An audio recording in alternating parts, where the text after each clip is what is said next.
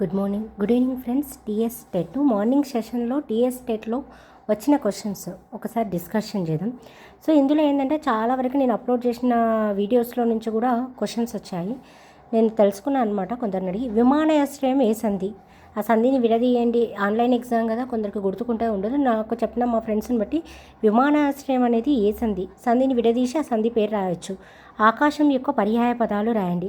Gene పియాజే నుంచి కూడా ఒక క్వశ్చన్ వచ్చింది. Already have upload topic. Kohlberg నైతిక వికాస సిద్ధాంతం, ఇందులో నుంచి కూడా క్వశ్చన్ వచ్చిందంటే అది కూడా అప్లోడ్ చేసిన. అభ్యసన బదలాయింపులు కూడా నేను సైకాలజీ క్లాస్లో నేను అప్లోడ్ చేసిన. ఇందులో నుంచి కూడా క్వశ్చన్ వచ్చింది. ఆయన మనోవిజ్ఞాన శాస్త్రవేత్తల యొక్క మ్యాచ్ ద ఫాలోయింగ్ ఒక క్వశ్చన్ వచ్చింది. ఆయన మ్యాథ్స్లో అకర్ణీయ సంఖ్యల గురించి కింది వాటిలో అకర్ణీయ సంఖ్య కానిది అని ఇచ్చారంట.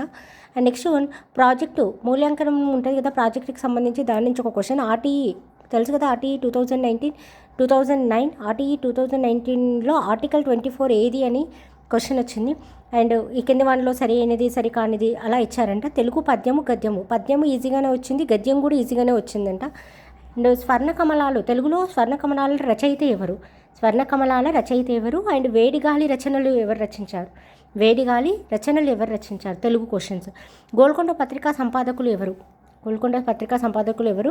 అండ్ మామిడాల రామగౌడ్ యొక్క బిరుదు అడిగారు అనుకుంటా. అండ్ జంగల్ జమీద్ నినాదం ఎవరి నినాదం? I think Komaram Bheem.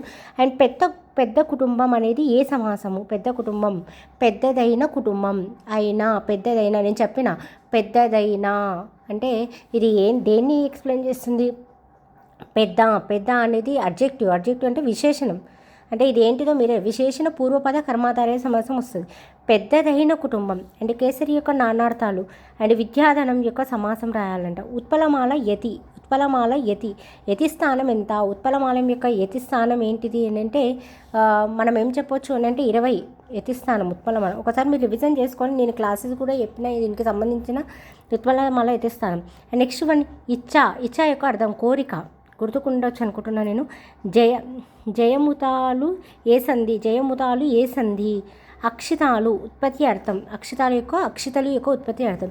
And సైకాలజీలో ఇంకొక క్వశ్చన్ ఏమొచ్చింది అని అంటే బ్రూనర్కి సంబంధించిన ఒక క్వశ్చన్ వచ్చిందంటే, బండూరాకి సంబంధించిన ఒక క్వశ్చన్ వచ్చింది. అండ్ బోధన లక్షణాలకు సంబంధించిన క్వశ్చన్. అండ్ మూల్యాంకనంకి సంబంధించిన ఒక క్వశ్చన్. అండ్ రాత పరీక్ష అనేది ఏ మూల్యాంకనం? మనకు తెలుసు కదా, మీకు గుర్తుకుందా లేదా? చదివిన వాళ్ళకి ఐడియా ఉంటుంది. రాత పరీక్ష, స్లిప్ టెస్టు, నికష ఇలాంటి క్వశ్చన్స్ వస్తుంటాయి దేనికి సంబంధించి. అండ్ మ్యాథ్స్లో సమితుల నుంచి ఒక క్వశ్చన్ వచ్చింది, సగటు నుంచి ఒక క్వశ్చన్ వచ్చింది. సో నేను సమితులు సంగతులు క్లాసెస్ అప్లోడ్ చేస్తాను. అండ్ శ్వాసక్రియ, బయాలజికల్కి సంబంధించిన శ్వాసక్రియ నుంచి ఒక క్వశ్చన్ వచ్చిందంట. అండ్ ప్రామాణిక రూపం మ్యాథ్స్లో నుంచి ప్రామాణిక రూపం రాయాలి. ఎక్స్పాండ్ నేను చిన్నవి కూడా అప్లోడ్ చేసినప్పుడు అనుకుని వచ్చి చాలామంది, ఎందుకు మేడం ఇంత చిన్న చూడండి. ప్రామాణిక రూపం అనేది ఈజీ.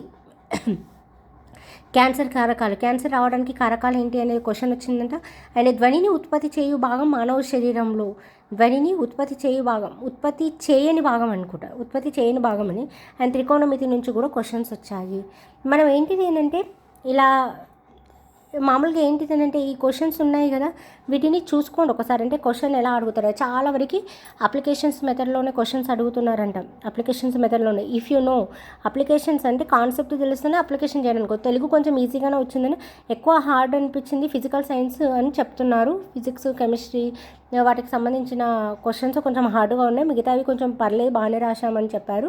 సో ఒకసారి చూసుకోండి మీరు కూడా. కాన్సెప్ట్ ఇప్పటివరకు ఏం చదివిరా అవి చదవండి. ఎగ్జామ్ లేట్గా ఉన్న వాళ్ళు, ఈ రేపు ఎగ్జామ్ ఉన్న వాళ్ళు కొత్తగా అస్సలు చదవకండి. మీరు ఏం చదివిరా మీరు రివిజన్ చేసుకోండి అంతే. ఇది క్వశ్చన్ ప్యాటర్న్. అండ్ మీకు 23rd లాస్ట్ 20, 18, 17 ఉన్నవాళ్ళు మళ్ళీ ఇంకా కొన్ని కొత్త టాపిక్స్ చదువుకొని తర్వాతకి మీరు రివిజన్ చేయండి.